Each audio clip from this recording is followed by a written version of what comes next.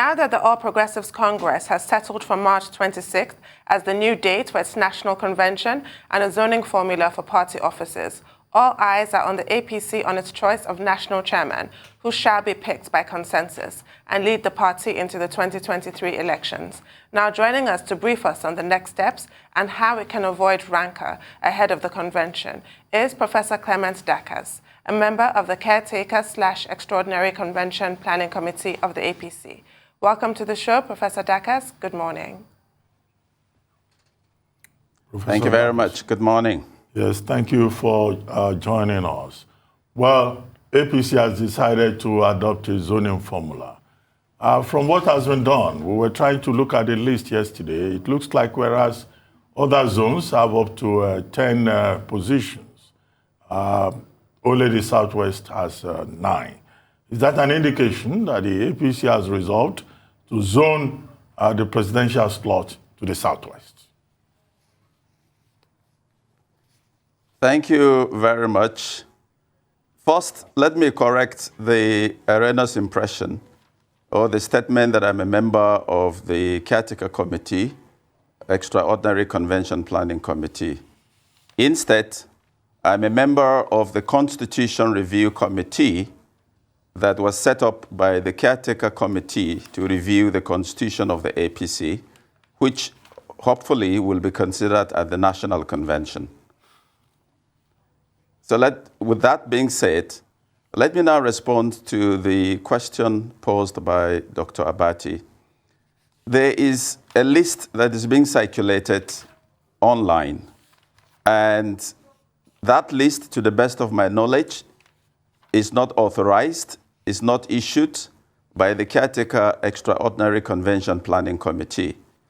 When I saw that list myself, I made inquiries, and particularly so that there was also another document circulating online that purported to be not only the zoning arrangement, but also the draft agenda for the National Convention.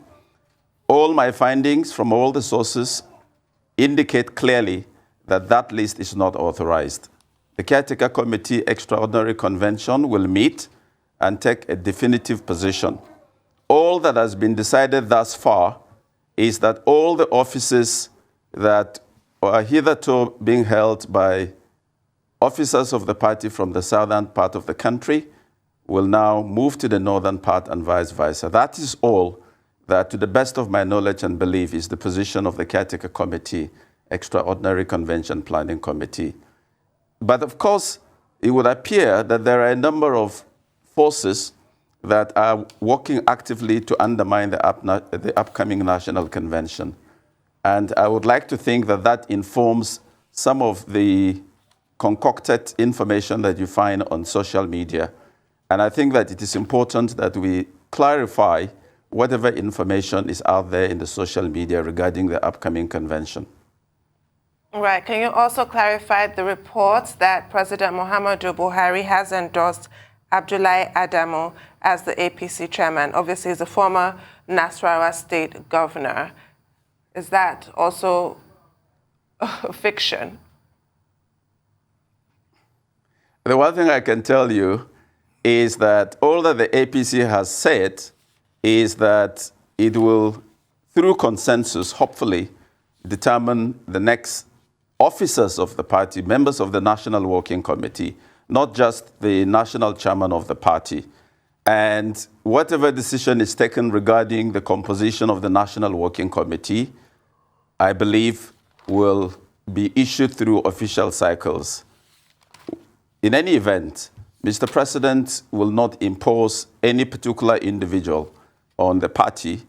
I would like to believe that the process of consensus will invariably require a great deal of consultation with critical stakeholders. And if the senator that you have indicated, Senator Abdullahi Adamu, were to be decided upon as the choice of the party, you will hear that information through official channels. So I just want to get something right. What do you mean by saying the positions that were supposed to go north will go other way now? The positions that were supposed to go south will go other way. because we had a guest here yesterday that's talking about the fact that he has resigned to fate because the chairman of the party will be zoned probably to the north central and it's from the northeast. So make clarifications, because this list was printed in the papers yesterday. So it's not just a social media thing. It's out there. A couple of papers have put it out there, and they're saying that this was based on your agreement. So we don't know what is happening. And secondly, are you still going to do the primaries on the 26th of March with all of this rancor happening? The one thing I can tell you very clearly is that a decision has been taken to the effect that the offices that were being held by officers in the southern part of this country will move to the northern part of the country and vice versa. And in terms of which of the offices now gets microzoned in each of the parts of the country, it's a decision that will be taken in the course of time.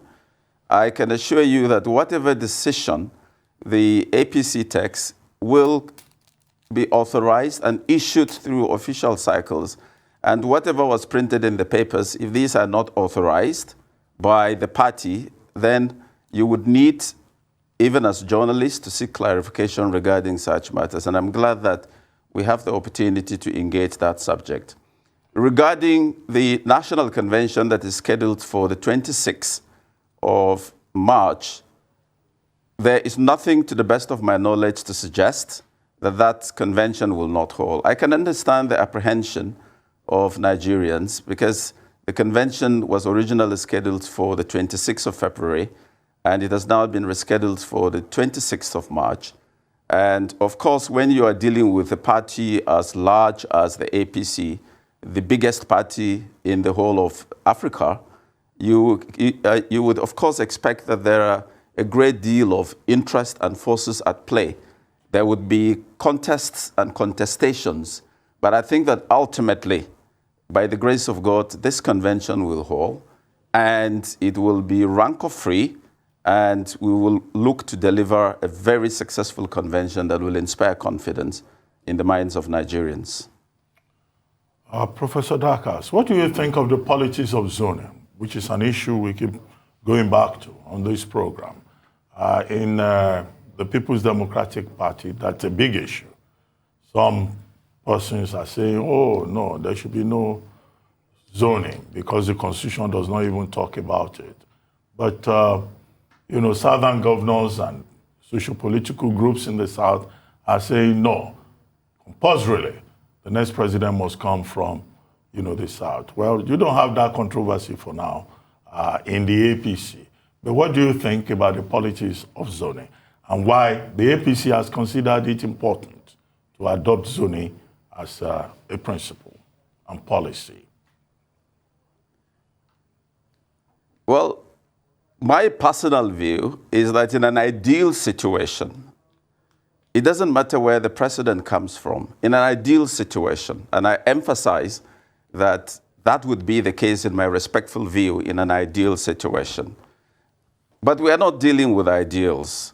The reality is that you need to also come to terms with the fact that zoning in itself is actually a mechanism that engenders diversity management. Nigeria is a very diverse country. And zoning then, in my view, is a special purpose vehicle that enables you to accommodate the diversity of the Nigerian state. And you would find that that is also the case at the state level. So while in an ideal situation, it shouldn't matter where you come from, but the reality is that as a special purpose vehicle to manage our diversity, I think that that's a reality that for now we will have to live with. And I think that this is the case across virtually all the political parties. Of course, there is the argument that at the end of the day, what is key is the competence and integrity of the individuals. Yes, that's absolutely correct. But on the other hand, I'm of the respectful view, and I believe that most Nigerians will agree, that there is no part of the country that does not have competent men and women who have integrity to drive the ship of the Nigerian state forward. Right, let's talk about the changes to APC's constitution, which have been, served to members of the APC in accordance with Article 30 of the Constitution, including you're scrapping the BOT, Board of Trustees, and replacing it with the National Advisory Council.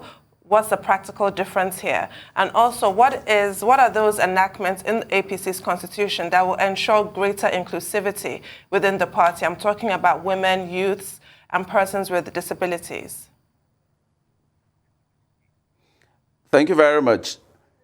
Thankfully, as I indicated earlier, even though I'm not a member of the Caretaker Extraordinary Convention Planning Committee, I'm one of the very few Nigerians that, by the grace of God, had the privilege of serving on the Constitution Review Committee of the APC. And we had the privilege of the opportunity to travel across all the 6 geopolitical zones of the country. We had the privilege of the opportunity to engage with some of the very critical stakeholders of the APC. And at the end of the day, we also availed an opportunity for all stakeholders to bring their various perspectives to the table, at the end of which we made recommendations to the Caretaker Committee, Extraordinary Convention Planning Committee. And one of the things that is very important, which you have drawn attention to, is the fact that based on the various memos that we received, we came to the conclusion that it was important to rename the Board of Trustees to become a National Advisory Council. Now, someone might say that it is simply a question of change of name, but there's something more profound. I think that one of the most fundamental things that we're seeking to underscore is the fact that the Board of Trustees is essentially an advisory body. And this is extremely important because we also discovered, and many people probably don't know this, since the APC came into being, the Board of Trustees provision has not been activated. And it is an indication of a great deal of the politics that underpins that office. And so under the proposal that is on the table, which is in the public domain, because the National Secretary of the party has issued the requisite notice, you will find that there is an indication that within a certain timeline, the National Secretary of the party will issue a notice for the convening of the Board of Trustees, and a timeline within which the leadership of the Board of Trustees will emerge. And these are very significant, innovative measures that we hope will be adopted at the convention. Now, you spoke about the subject of inclusion. The APC is a party that seeks to bring to the table a great deal of the diversity of our people, and with particular reference to the categories that you mentioned, women, youth, persons with disabilities. As you would probably have seen in the notice issued by the National Secretary, there is a proposal to create or establish wings. So for instance, there is a proposal for a youth wing, a women's wing, and a wing that will address the plight of persons with disabilities. Now, this is very innovative, and to the best of my knowledge, no political party in this country has a similar provision. A number of people have expressed apprehension about the proposal, for instance, to have a youth wing. And they have alluded to the experience of the ANC with the youth wing. But we were very mindful of that. And one of the things that we proposed is that even though these respective wings will be autonomous, but they will operate within the integral framework of the national body. And if you take the youth wing, for instance, the national youth leader will be the leader of the youth wing. The same thing with the national women leader, who will be the leader of the women wing. And the national leader of the persons with disabilities will be the leader of the wing that addresses the plight of persons with disabilities. So our hope and expectation is that these very innovative provisions that seek to engender greater inclusivity and participation by the very active viral members of our party will be objectively considered and hopefully passed. Let me also say, if you look at the place of the youth, the place of women in our politics, I think it is extremely important that we give them greater opportunity to contribute their quota to moving the ship of the party and the ship of the Nigerian state forward. Okay, two things. I still want to go back to that list that was printed yesterday. Why is it that over 24 hours, nobody from the top echelon of the party has come to deny that? Because that list is already causing a lot of rancor. And let me be specific. The guest we had here yesterday was a candidate, was a chairmanship candidate in the forthcoming convention. And live on television, suspended his campaign as a result of that list, saying it's all not in my hands any longer because they've zoned it either way. So why is that nobody from the top echelon has come out to say anything against, that list and say, oh, maybe it's fake or so? And secondly, when will, the caretaker committee come out to set things straight as regards how it will be done, how the zoning will be done? What region gets what? What is microzone to what region?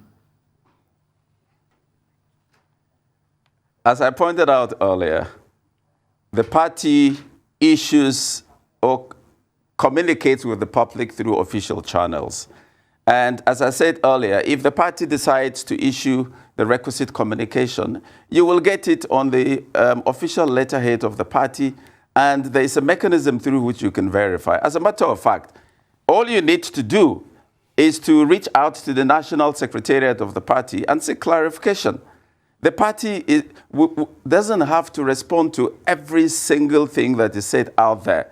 Yes, this is a very significant matter, but the party will, in the course of time, if it deems it necessary, clarify.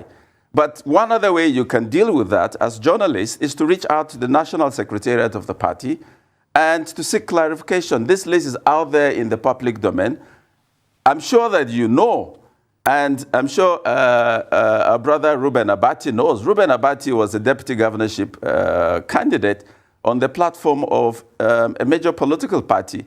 And he understands the dynamics that are at play and the forces.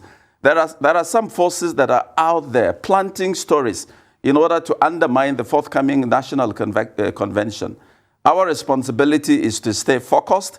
Our responsibility is to focus on the bigger picture and the responsibility of the party, the largest on the African continent, to deliver a convention that will be rancor-free, a convention that will strengthen the party, especially in the build-up to the 2023 elections. Keep in mind that when you are having a convention that is taking place shortly before the party primaries and the general elections in 2023, quite a number of the developments that are unfolding, it shouldn't surprise anyone who understands politics.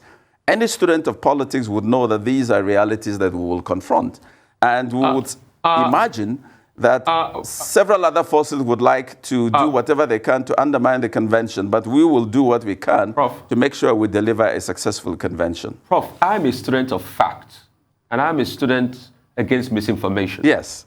This that you call misinformation has cascading effects already, and you don't deem it fit for the party to come out to react to this? And how do I even take your word for it? Because you said expressly here, you're not a member of the caretaker committee, you're just a member of a subcommittee of the caretaker committee. So who is fooling who? First of all, when it comes to facts, I'm not only a lawyer, I'm a professor of law and a senior advocate of Nigeria, and at the heart of what I do is evidence. And I can assure you that I met inquiries about what the state of affairs is. As I said, the party has its own mechanisms through which it responds to issues that are in the public interest. And you can be sure that even though I'm not speaking for the Caretaker Committee, Extraordinary Convention Planning Committee, the party will, at the right time, in the course of time, provide the public with the requisite information that will put this to rest. But I have also suggested to you, as a journalist whose work is predicated on facts, to simply reach out to the National Secretary of the party and seek clarification. I believe that the national secretary of the party is accessible, and you can very easily get the information that will help put this matter to rest.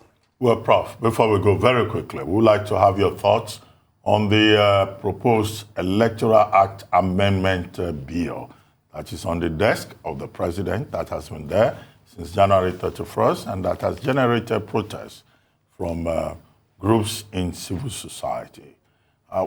Why is it very urgent that we should have that bill assented to by the president, in your view? Thank you very much, Ruben.